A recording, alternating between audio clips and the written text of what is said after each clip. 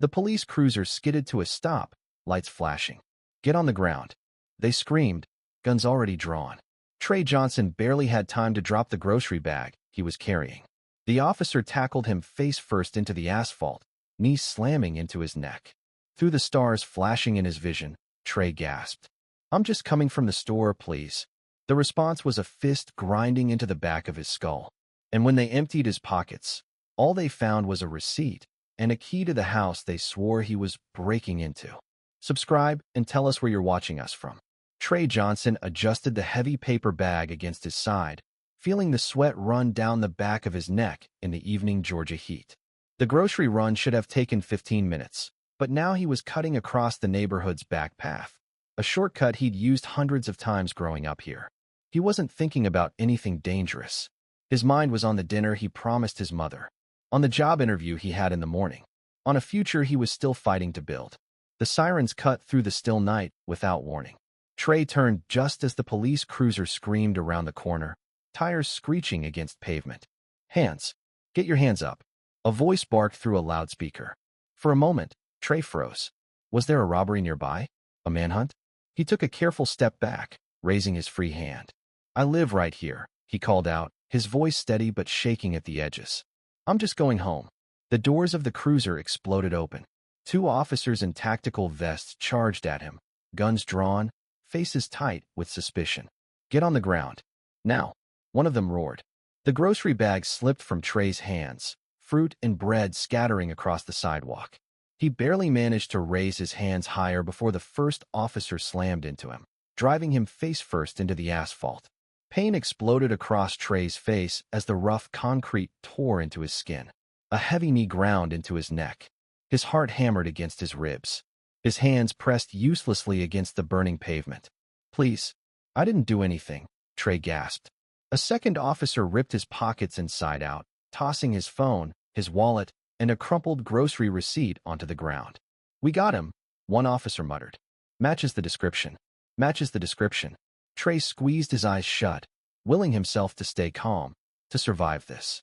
He heard them barking into their radios, calling in the suspect.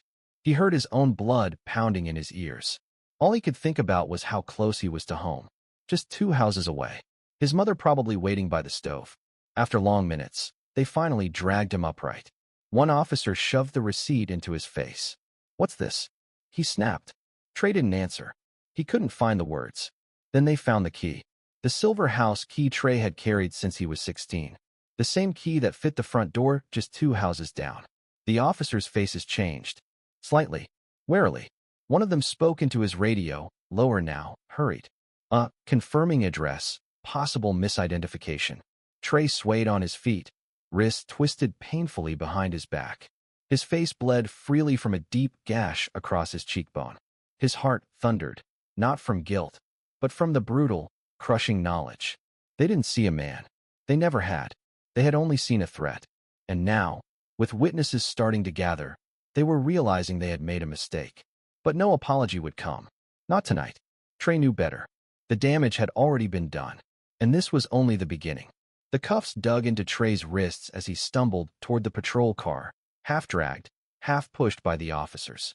His cheek throbbed where it had met the concrete. Blood trickled down his jaw, soaking into the collar of his shirt. Around them, neighbors had begun to gather. Silent. Watching. Phones raised shakily in trembling hands. Trey caught fragments of their whispers. "That's Trey Johnson. He lives right there. What are they doing to him?" The officers didn't care. They shoved Trey into the back seat of the cruiser, slamming the door hard enough to rattle the windows. Inside, the air was thick with sweat and the metallic stink of blood. Trey pressed his forehead against the glass, heart pounding, mind racing. He hadn't fought. He hadn't resisted. He had complied with every barked command. And still, here he was, bruised, cuffed, accused. The engine rumbled as the cruiser pulled away from the curb, leaving behind the spilled groceries, the shattered piece, the silent witnesses. The drive to the precinct was short but endless.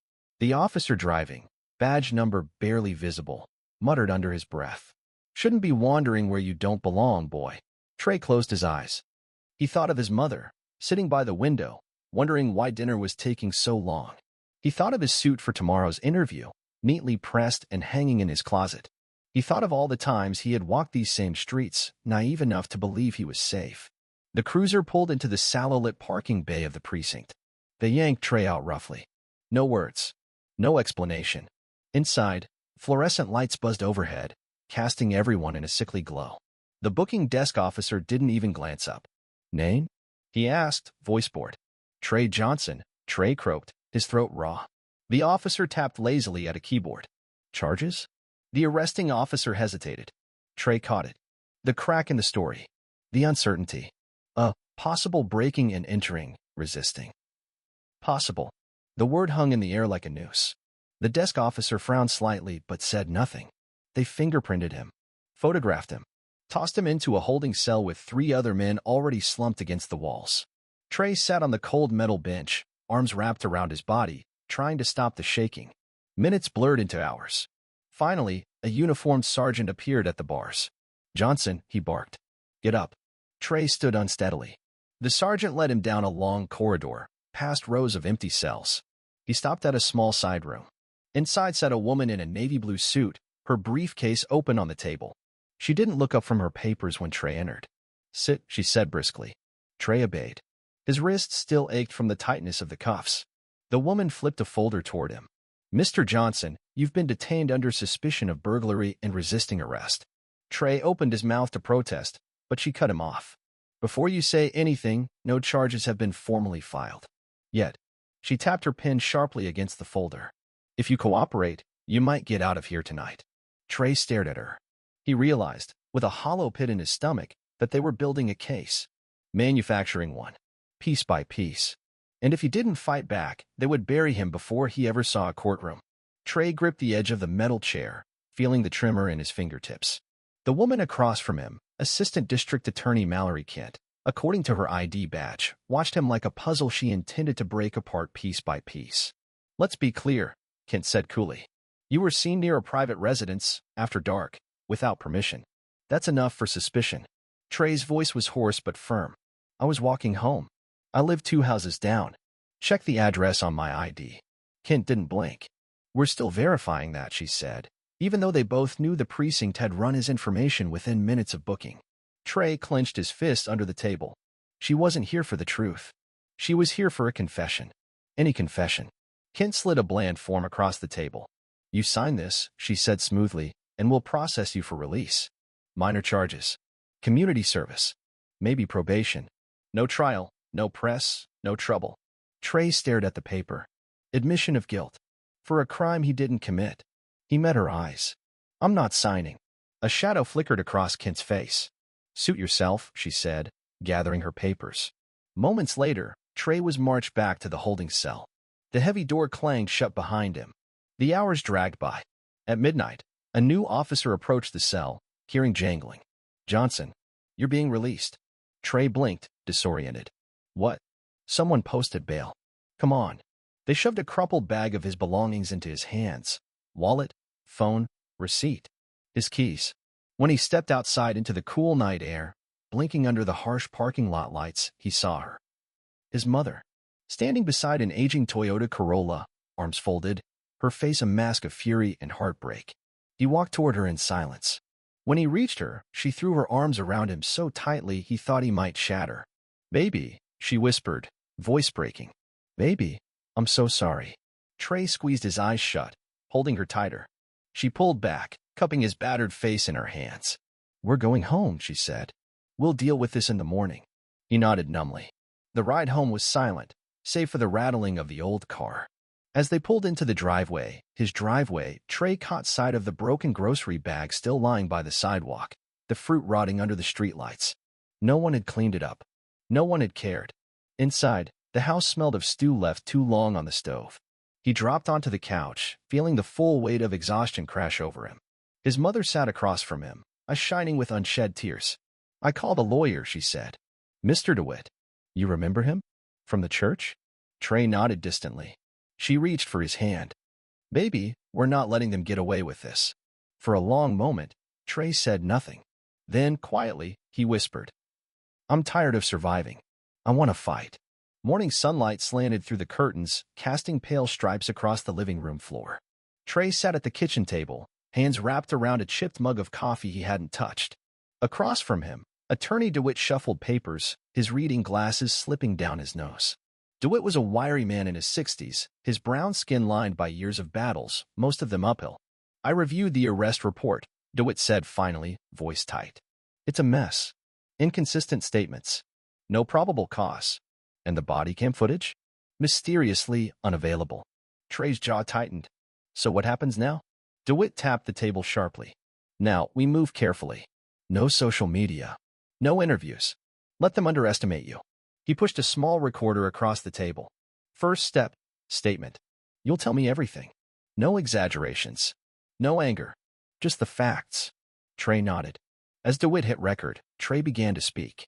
He described the shortcut home, the flashing lights, the knee in his neck, the sickening twist of the cuffs, the way they looked at him, not as a man, but as a threat to be neutralized. DeWitt listened silently, face growing darker with every word. When Trey finished, the lawyer clicked off the recorder and leaned back, exhaling slowly. "You realize," DeWitt said quietly, "they'll fight. Hard. They'll smear you. Make you look like a criminal. Maybe even find some old school trouble to drag up." Trey met his gaze without flinching. "Let them try. I'm not backing down." DeWitt gave a small approving nod. "Good.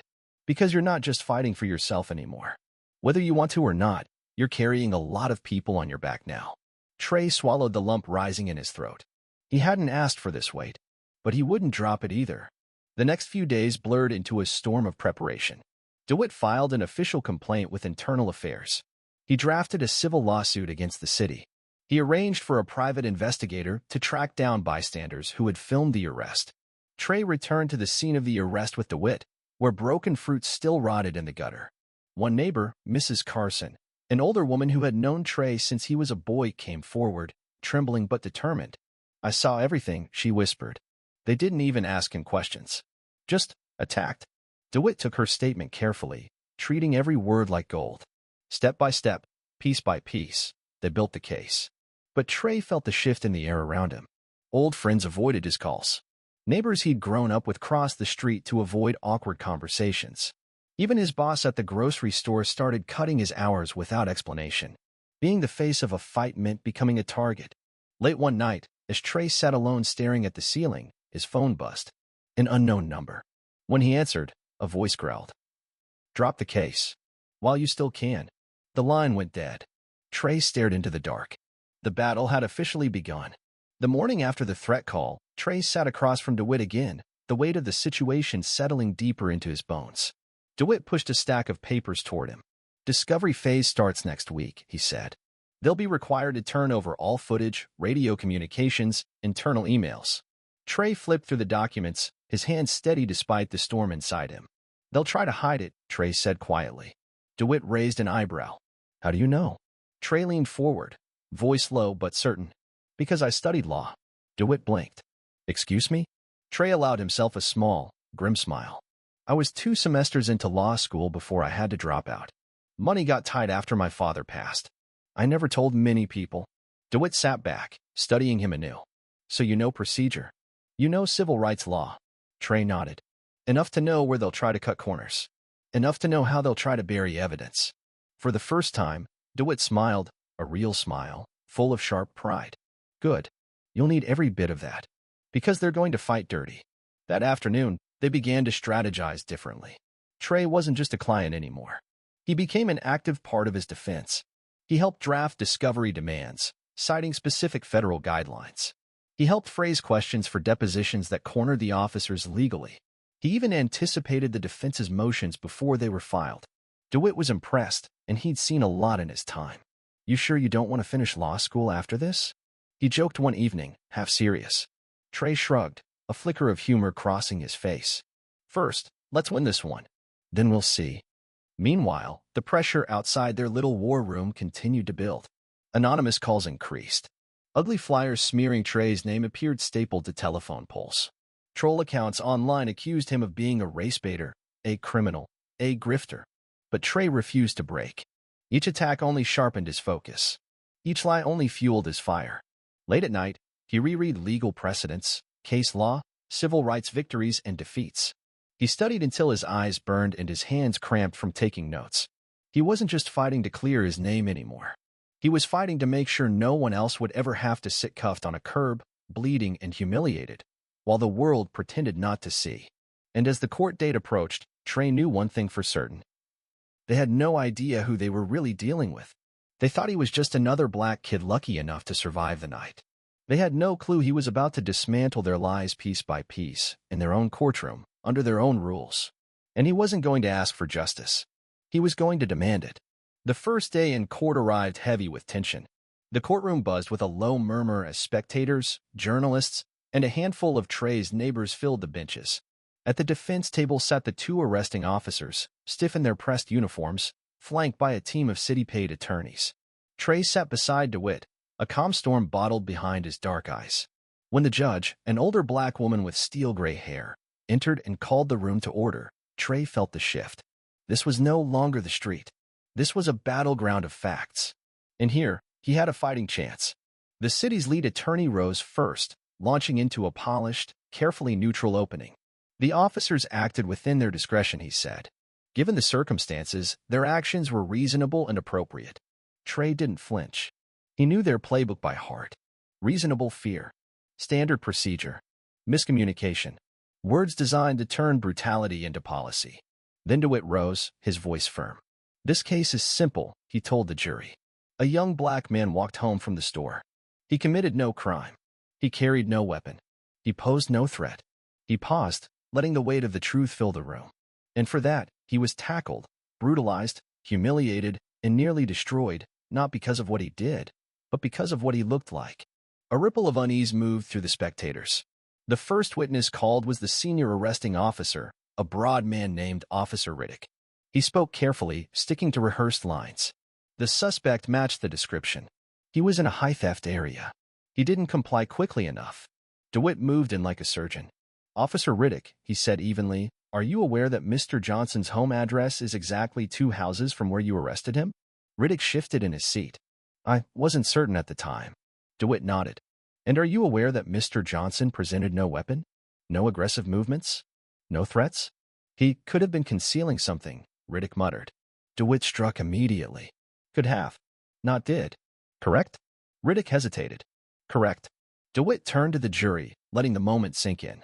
Trey watched silently, every muscle tight. He wanted to shout, wanted to demand how walking home had turned into a death sentence. But he stayed still. This was chess, not checkers.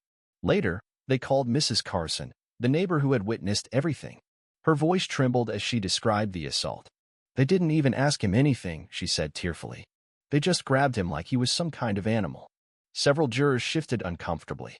Trey caught the flicker of doubt on their faces, the first cracks in the wall the defense had tried to build.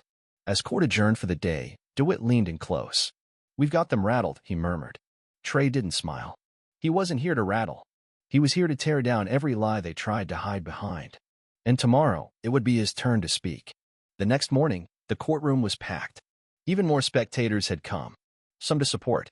Some out of curiosity. Some just to see if a young black man could actually win against the batch. Trey sat quietly until the judge called his name. He stood slowly, smoothing his borrowed suit jacket, feeling 100 eyes burn into him. DeWitt gave him a single nod. Trey stepped to the witness stand, raised his hand, swore the oath.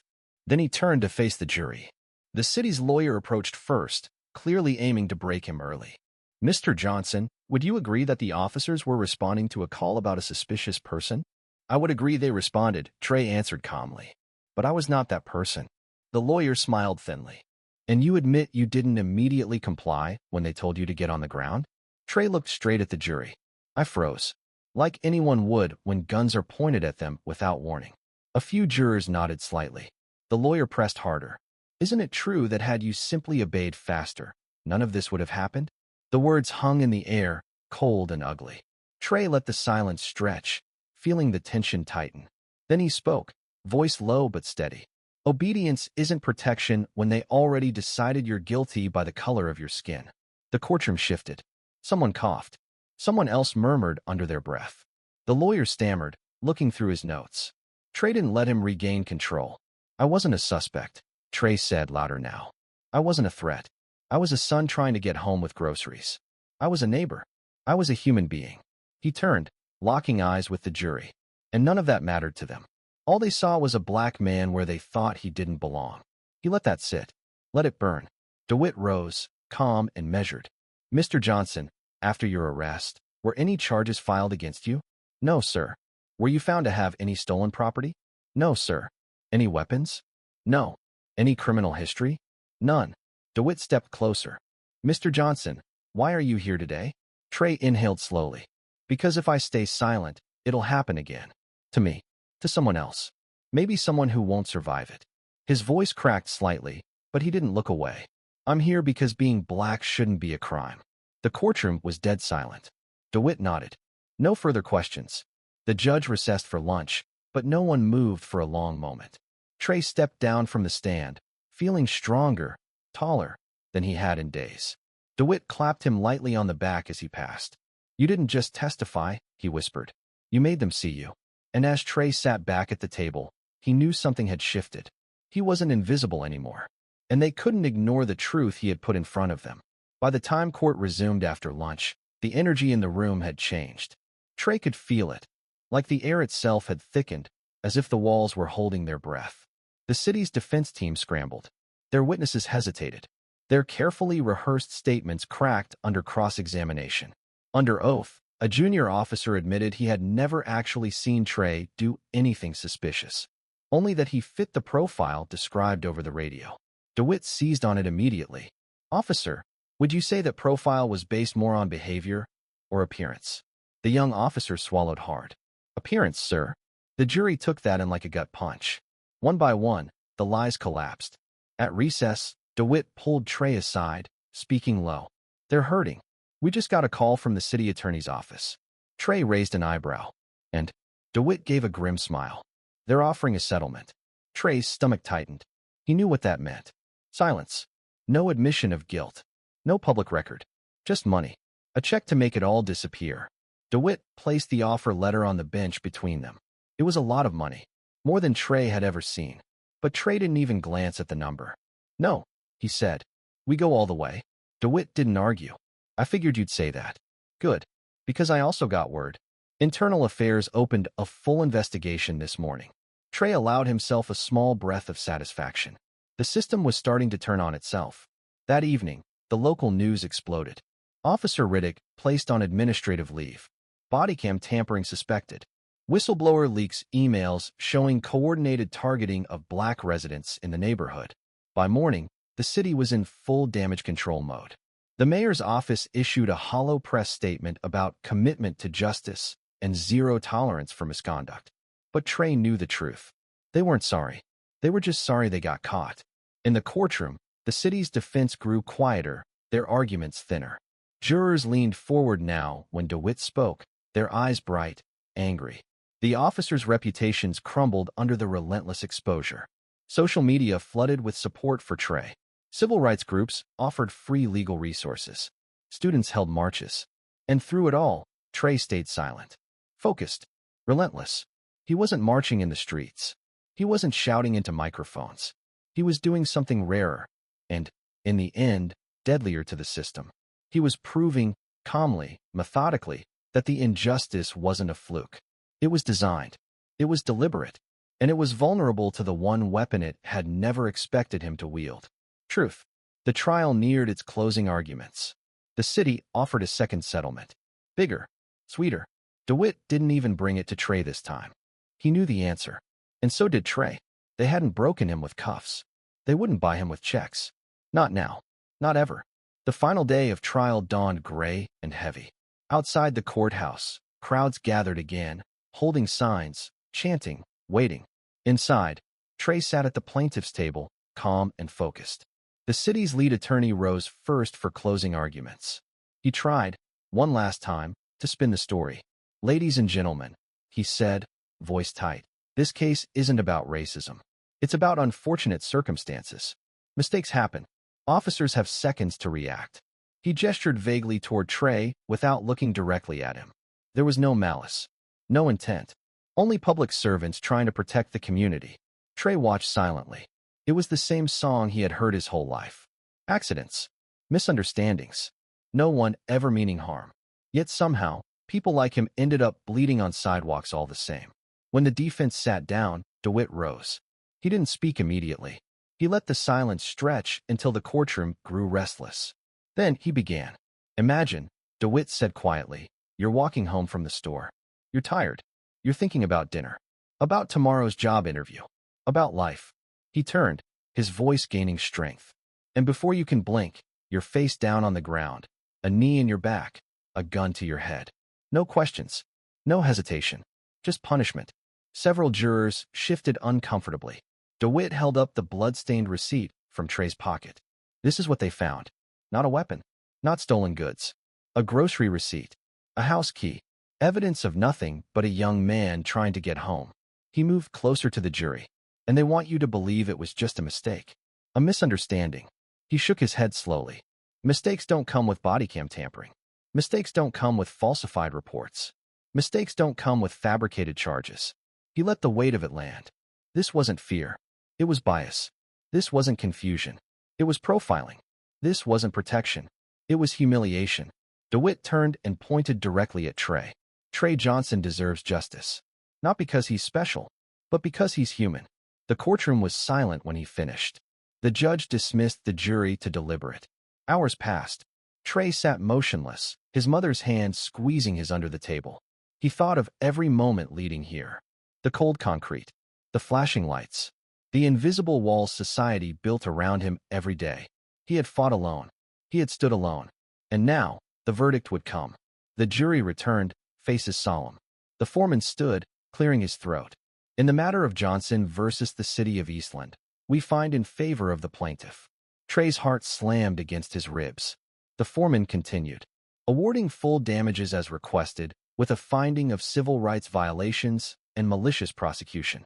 Gasps rippled through the room. Trey barely heard the rest. His mother wept quietly beside him.